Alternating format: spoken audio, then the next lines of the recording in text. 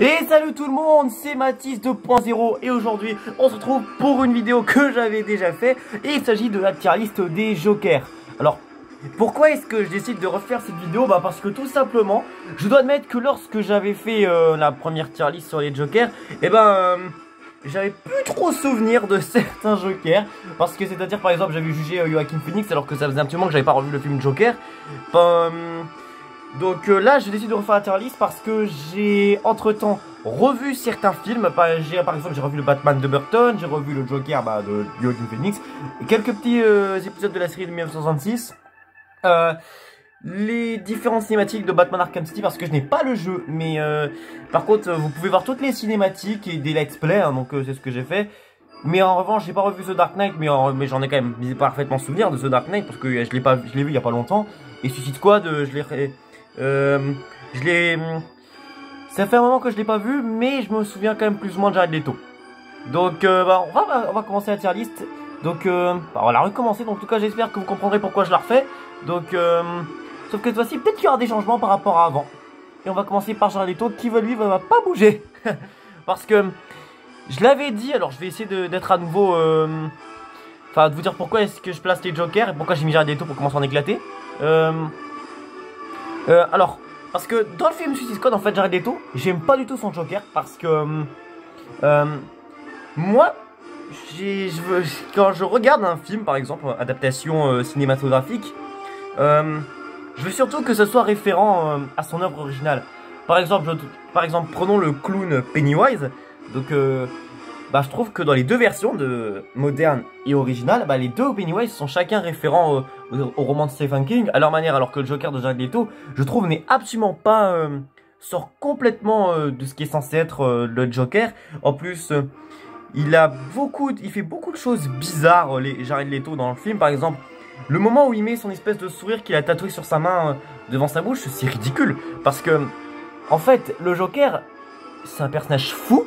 Et justement, c'est lui qui doit faire sortir cette folie. C'est le Joker qui doit faire sortir cette folie. Alors que Jared Leto, pourquoi il fait ça? On n'en sait rien.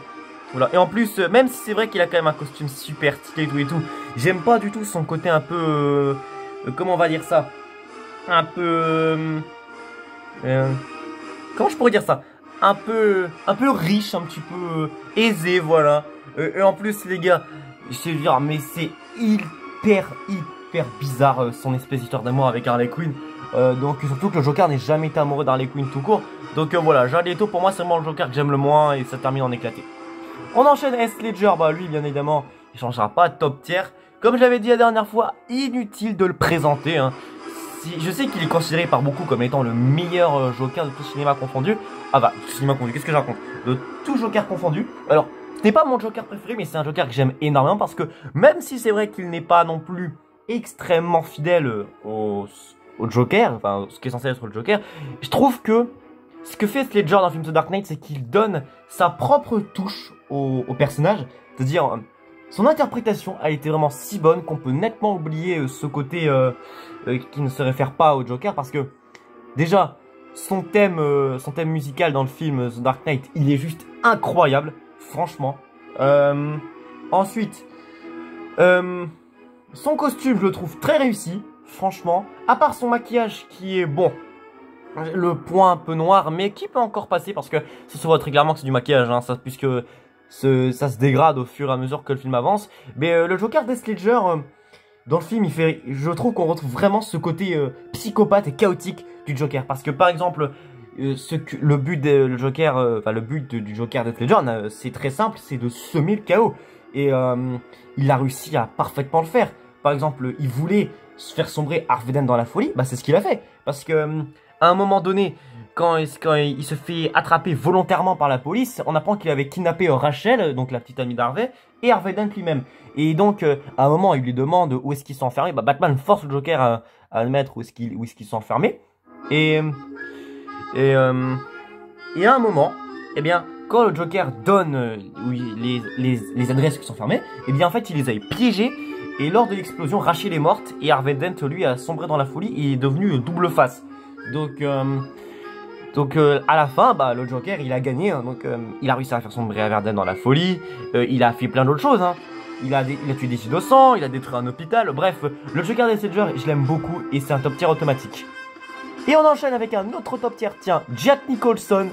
Donc ça n'a pas changé par rapport à la dernière vidéo. Vous le savez déjà tous, je l'ai déjà dit, Jack Nicholson est mon Joker préféré. Alors parce que je trouve que c'est vraiment lui qui est le plus... Enfin, comment on va dire ça? Comment je peux dire ça? Qui est le plus fidèle, voilà, au Joker d'origine, franchement. Parce que non seulement je trouve il a un costume très réussi, ensuite son maquillage tout blanc, le fait qu'on le voit tomber dans la cuve d'acide, comme le Joker qui est tombé dans une cuve d'acide, et en plus par Batman, ça se rapproche encore plus de ce qui est censé être le Joker. Et j'aime beaucoup aussi sa personnalité, du fait que d'un côté il se montre drôle, mais de l'autre côté en fait c'est un gros psychopathe monstrueux. Par exemple dans des passages où il essaie d'être drôle, mais en même temps il tue des gens. Par exemple la scène où il est dans la ville de Gotham, je vais baisser le son parce que hop, voilà. Comme je le disais, il est dans la ville de Gotham et il a des ballons en fait qui sont remplis de son gaz empoisonné, donc pour faire rire et tuer les gens jusqu'à la mort, quoi. Donc il rigole jusqu'à la mort. Et il essaye encore une fois de se montrer drôle et à un moment il arque tout son gaz et voilà. Donc ça montre encore une fois ce côté psychopathe et meurtrier. D'ailleurs, je pense que on va être d'accord, de tout le nombre de tous les Jokers, Jack Nicholson à ce jour est toujours le plus meurtrier de tous, hein, quand même. Parce que dans le film Batman de Burton, je vous dis pas le nombre de morts qu'il y a. J'ai même pas compté, mais il y en a vraiment plein. Ensuite, on a également ses gadgets, hein, j'en ai pas parlé des gadgets du Joker. Donc, alors, par rapport à Heath Ledger, qui lui, c'est pas ouf en termes de gadgets, lui c'est juste des armes à feu, des bombes et tout. Là, on retrouve encore une fois les gadgets de ce qui est censé avoir le Joker. Donc, des pistolets, le gaz empoisonné. Ensuite la poignée électrique, donc il a caché dans la main, le pistolet qui fait bang, donc avec le drapeau bang, et surtout le rapport avec Batman, quoi, franchement, parce que je trouve que c'est un des Jokers les plus développés, honnêtement, parce qu'on lui donne une origine, donc il s'appelait Jack Napier, et alors que normalement on ne sait pas qui est le Joker, alors que là on lui donne une histoire. Et je trouve que franchement c'était une très bonne idée. Et ce background dans le film passe pour moi vraiment à merveille. Franchement, pour moi c'était vraiment très bien pensé de la part de Tim Burton. Et voilà, donc Jack Nicholson c'est mon Joker préféré. Et voilà, il va en top tier. Et on enchaîne avec encore un autre top tier, tiens. Le Joker de Mark Hamill. Dont vous avez écouté le thème à l'instant, parce qu'en fait la musique que j'ai mise c'est tous les thèmes des Jokers. Donc là on est sur le thème d'Heath Ledger si je dis pas de bêtises. Je vais regarder quand même si on est bien sur le thème de Ledger. Ouais, on est sur le thème de Ledger. Donc, alors Mark Hamill, pourquoi il va en top tier lui aussi? Parce que, pour moi, je l'avais déjà dit, c'est vraiment le meilleur Joker animé. Franchement. Parce que déjà, Mark Hamill, bon, on sait qui c'est, hein. Qui dit Mark Hamill dit forcément Luke Skywalker, hein, puisque c'est sans doute son rôle le plus majeur. Mais il faut quand même souligner les talents de doubleur de Mark Hamill. Parce que son doublage en tant que Joker, il est incroyable. Et pour moi, je trouve que franchement, de tous les Jokers, enfin de tous ceux qui font le rire du Joker, parce que le rire du Joker c'est quelque chose d'emblématique également, je trouve que c'est vraiment le Joker de Mark Hamill qui a le meilleur rire de tous les Jokers. Parce que son rire reste tellement en tête et surtout, comment ne pas parler de la série Batman, hein. Donc tout ce qu'il fait dans la série Batman, c'est juste incroyable. Non seulement d'avoir un chara-design, je trouve super, franchement. Tout ce que fait Mark Hamill dans l'anime, c'est vraiment incroyable, hein. Parce que non seulement on retrouve les gadgets du Joker comme avec Nicholson, donc plein de trucs, genre les petites bombes avec des Jokers, les pistolets, les gaz hilarants, la poignée électrique, bref, on a tout ce qu'il faut pour que ce soit un bon Joker. Le thème du Joker, bon, un peu cartoon, mais c'est normal puisque le Joker, il a un petit peu un côté cartoonesque. Par exemple, on le retrouve chez Nicholson, on le retrouve chez Hamill. Ensuite, non seulement en plus, il a des gadgets super cool, hein, comme cette carte, hein, qu'il a, par exemple, pour une image, la carte aiguisée qu'il tient dans la main. Encore une fois, c'est une très bonne référence à ce qui est censé être le Joker. Donc voilà, le Joker de Mark Hamill, top tier automatique. Et on va enchaîner avec le tout premier Joker, tiens, donc celui de Romero. Alors, je vais faire comme la dernière fois, il y a des trucs que j'aime chez lui, il y a des trucs que j'aime pas chez lui.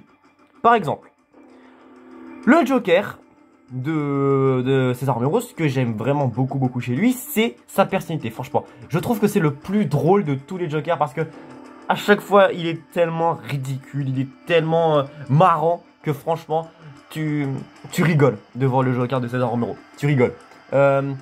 Aussi, il y a une anecdote sur César Romero. Il est surtout connu parce que Romero, en fait, pour le rôle du Joker, en fait, il s'est pas rasé sa moustache, en fait. Donc en fait, on peut voir qu'il a une moustache. Il a sa moustache, c'était très très rigolo. Parce qu'en fait, j'avais pas remarqué tout de suite, mais lorsque j'ai regardé des images du Joker de César Romero, c'est là que je me suis aperçu. Et là, je me suis bien, là, j'ai encore plus rigolé. Franchement, je vous dis pas comment je me suis marré quand j'ai vu ça. Donc j'aime beaucoup sa personnalité, j'aime beaucoup aussi ses gadgets parce que les gars, ce Joker, il a je sais pas combien de gadgets, hein. Franchement, il a les Jokers, il a des gadgets du Joker qu'on connaît, mais il a également des bombes à serpentins, des dards d'oursin empoisonnés, des machines à remonter le temps. C'est bon, je sais plus si ça marche dans le Street Scientifique, mais je crois que non. Mais il a surtout les gars un gadget genre un gel qui est capable de transformer les gens en planches de surf. Je vous jure les gars, il a ça comme gadget. Franchement. Sinon, pour revenir à son costume, bon, normalement le Joker a un costume violet, donc lui, il a un costume rose. Mais encore, ça peut passer. Franchement, je trouve que ça passe. Ensuite, bon, en ce qui concerne le maquillage, très réussi, ça, il n'y a pas de problème. Et la musique s'est mis à bugger, je crois. Ah non, elle s'est juste arrêtée. D'accord. Enfin, ça fait partie de la musique. Donc, donc pour en revenir à Romero, donc maquillage très réussi. Et par contre, ce que je n'aime pas chez lui, c'est qu'on ne retrouve pas le côté psychopathe du Joker. Par exemple, comme je l'ai dit, le Joker est un monstre, enfin un monstre, oui, psychopathe, et on le retrouve ça parfaitement chez ces trois-là. Par exemple, Mark Hamill, on le retrouve parce qu'il veut dominer Gotham, hein, et dans le film, par exemple, pour ceux qui n'auraient pas vu Batman contre le fantôme masqué, que pour ceux qui n'auraient pas vu, allez le voir, hein, franchement, c'est un des films Batman préférés d'ailleurs. Par exemple, quand il reconnaît Andrea, donc l'amoureuse de l'ex-copine de Bruce Wayne, donc là j'ai oublié de spoiler, mais malheureusement j'ai pas le choix. Eh ben, il est sa tanière, c'est en fait un ancien parc d'attraction là où Andrea et Bruce venaient s'amuser. Et lorsqu'il sait que c'est un endroit très important pour eux, bah, il n'a pas hésité à le détruire. Et ça le fait éclater de rire. Donc on retrouve encore ce côté psychopathe. D'ailleurs, il a tenté de tuer Andrea à un moment, hein. Ensuite, Heath Ledger, bah parce que c'est un Joker littéralement chaotique, hein, comme je l'ai dit. Hein. Il veut semer le chaos et ça se ressent dans le film. Comme je l'ai dit, il a détruit un hôpital, il a sombré à Venom dans la folie. Enfin, il a fait sombrer à Venom dans la folie, pardon. Et Jack Nicholson, parce que, comme j'ai dit, il est drôle d'un côté, il est psychopathe de l'autre. Parce que il tue plein de gens, rien que pour son plaisir. Alors que chez César Romero, bah, tu ne retrouves pas ce côté psychopathe. Mais je vais quand même le mettre dans j'adore, franchement. Il est super cool. Enfin, il est super cool, j'abuse un peu. Enfin, vous pouvez vous en passer, mais il reste quand même cool, je le mets ici. Le Joker d'Arkham City, bah lui, il va descendre d'un cran. Parce que, en fait, ce que j'aime bien chez lui, c'est que, en soi, il a la personnalité de ce qui est censé être le Joker. Vraiment, donc un monstre psychopathe. Mais, ce que je lui reproche, c'est vraiment son design que je trouve pas terrible. Parce que, je sais pas, il est un peu trop fin, un petit peu maigre. Je sais pas pourquoi. Et aussi le film qu'est-ce que je raconte? Le jeu Arkham City n'est pas centré sur lui. C'est centré sur Batman. En vrai, en vrai... Non, je vais plus le mettre là. Je le sens plus. Enfin, je l'aime bien, mais sans plus, voilà. Parce que j'ai revu Arkham City pour le coup et... Enfin, j'ai vu des let's play d'Arkham City. Enfin, j'ai revu des let's play d'Arkham City, ainsi que toutes les cinématiques complètes. En français, bien entendu. Et donc, voilà. Il a quand même un peu baissé dans mon estime parce que j'avais plus trop souvenir de lui. Mais voilà. Donc, je vais le mettre là. Et on arrive au Joker de Phoenix qui lui va quand même monter d'un cran. Alors, j'avais dit que dans le film Joker, je trouvais que Phoenix en faisait trop. Alors c'est toujours le cas, hein, je trouve quand même dans certaines scènes il en fait trop. Mais quand même, je dois quand même saluer son interprétation qui était quand même très très bonne. Parce qu'on ressent, encore une fois dans le film Joker, la folie du Joker. Parce qu'on voit Arthur, je sais plus comment il s'appelle. Arthur, j'ai encore une fois oublié son nom de famille. On le voit sombrer petit à petit dans la folie, en train d'avoir des sautes d'humeur, des rires de plus en plus étranges. Enfin, de plus en plus étranges, de plus en plus malaisants plutôt, j'ai envie de dire. Vraiment, ça j'apprécie énormément. Donc comme j'ai dit, on retrouve la folie du Joker ici. On retrouve également sa psychopathie parce qu'à un moment, il y a une scène dans un train où il défonce je sais plus combien de personnes. Et à un moment, le dernier qui était encore en vie, bah, il l'a tué à coups de pistolet. Mais sinon, je l'ai dit, il y a des choses qui me dérangent. Par exemple, des fois, je trouve Phoenix, il en fait vraiment trop. Et surtout, je trouve que c'est le Joker le moins réaliste en termes de maquillage et de costume. Parce que son maquillage, on va pas se mentir, ça se voit, il s'éloigne totalement du jeu du maquillage classique du Joker. Là, on a plus l'impression que c'est un maquillage de clown basique. Également, son costume qui est de couleur orange. Donc, alors comparé à Romero qui lui est rose, encore son costume et Romero se rapproche plus des Jokers qui sont par exemple top tier, donc Nicholson, Ledger à 1000, alors que Phoenix lui il est orange, donc ça s'éloigne un peu. Mais sinon j'aime bien le Joker de Phoenix, il va quand même monter d'un cran. Donc la tier list cette fois-ci est définitivement terminée, j'espère qu'elle vous aura plu. Donc j'ai quand même voulu la refaire parce que comme je vous l'ai dit, j'avais plus trop souvenir de certains Jokers, donc j'ai pu en revoir quelques-uns, mais pas tous. Donc, mais quand même j'en avais souvenir. Donc j'espère qu'elle vous aura plu la vidéo. N'hésitez pas à me dire ce que vous en avez pensé. Donc on se revoit très bientôt pour une prochaine vidéo. Donc je vous dis au revoir et à la prochaine.